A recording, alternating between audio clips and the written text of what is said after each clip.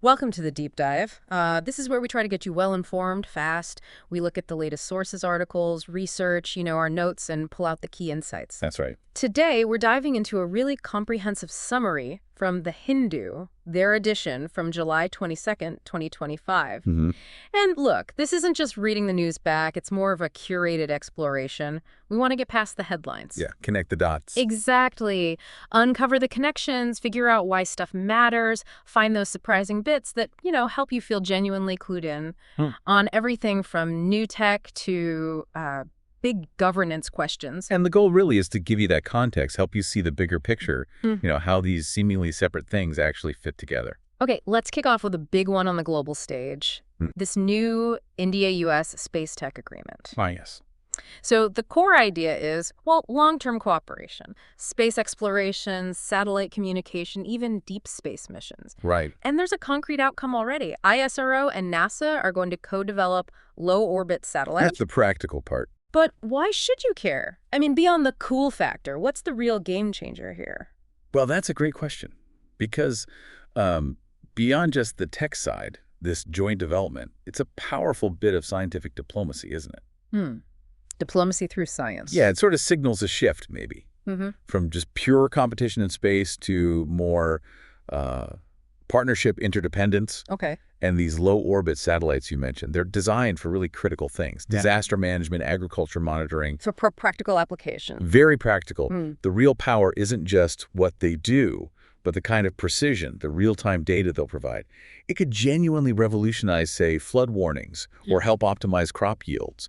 And it's this global partnership making it happen. Right. That global angle is key. And, that ambition in space sort of mirrors a huge push happening right here at home, doesn't it? You mean Digital India 2.0? Exactly. Digital India 2.0. The government's just put aside a massive amount, 85,000 crore. Wow, that's a number. It is. And it's aimed at things like rural broadband, bringing AI into governance much more, pushing for paperless offices, lots of digital services for citizens. The whole theme is data for development.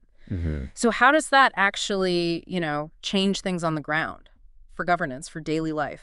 Well, think of it as scaling up the best ways governments can use tech to reach everyone. It's not just internet access, right? Yeah. It's using things like AI to make sure that even in remote areas, public services, maybe welfare benefits, land records, that sort of thing are easier to access. Yeah. It's a really big push for, I guess, digital empowerment and inclusion, making governance more effective and definitely more inclusive using these digital tools. Okay, so staying with governance, but shifting focus a bit. Let's look at transparency. There's this interesting legal issue. The Supreme Court questioning the government on electoral bonds data sharing. Ah, yes, that's been developing. The court is asking for clarity, basically. Will the details of who bought these bonds be made public or stay sealed? And they're specifically citing the right to know. Which is fundamental. So what are the bigger implications here? For political funding, public trust, all that. Well, this really gets into that tricky balance, doesn't it, between transparency in elections, the citizens' right to know who's funding parties, versus what the state might see as its interest in keeping things confidential. Right. It cuts right to the core of ethics in political funding. Right. And, how that impacts public trust in the whole democratic process. The Supreme Court keeps bringing up the right to know, which really emphasizes that transparency isn't just like a nice idea. It's fundamental for accountability. That makes sense. And, speaking of governance and accountability, there's a fascinating development down in Tamil Nadu. The Assembly passed the Temple Administration Bill. Oh, interesting. What's the aim there? Well, the idea is to bring temple trustees under the Right to Information Act, the RTI, and also make them face accountability audits. Okay, so more oversight. Seems like it. The stated goal is democratizing how temple funds are managed, bringing more transparency. If we sort of zoom out a bit, this touches on that really significant and often debated intersection of religion, state, and public accountability. Yeah, it's a complex area. Definitely. It ties into ongoing discussions about secularism, about reforms within religious institutions, and just basic principles of public administration, especially when you're talking about public or quasi-public funds and trusts. So it raises questions about where the state's oversight begins and ends. Precisely. How far can or should the state step into traditionally autonomous institutions, all in the name of transparency? It's a key question. Okay, let's shift from governance intricacies to something more somber. Internal security. The Naxal attack in Sukma. Yes, tragic news. 3 CRPF personnel martyred. It happened in Sukma, Chhattisgarh, and it just highlights this ongoing challenge of left-wing extremism. The Maoist insurgency persists in these areas despite a lot of counterinsurgency efforts. A stark reminder. Absolutely. And an incident like this forces us to look at the broader picture of LWE. Deep roots, the causes, the impacts, and the government's multi-pronged responses. It's not just a security issue, is it? Not at all. It highlights the critical role of paramilitary forces like the CRPF, but also that constant tension, the development versus security dilemma these regions face. Right. Government strategies usually try to combine security operations with socioeconomic development. Things like the Aspirational District Program, trying to address the underlying issues that fuel these movements. Got it.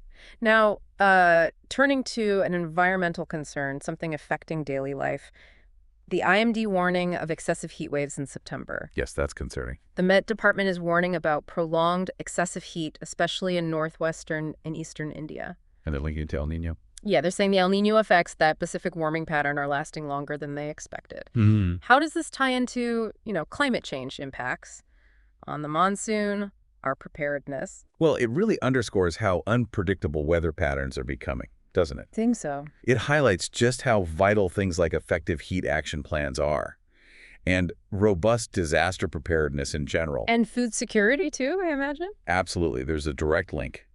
Prolonged heat waves like this, they can cause significant crop damage, hitting agricultural output hard. Right. And the whole interplay, El Nino, jet streams, how they influence the Indian monsoon. Yeah.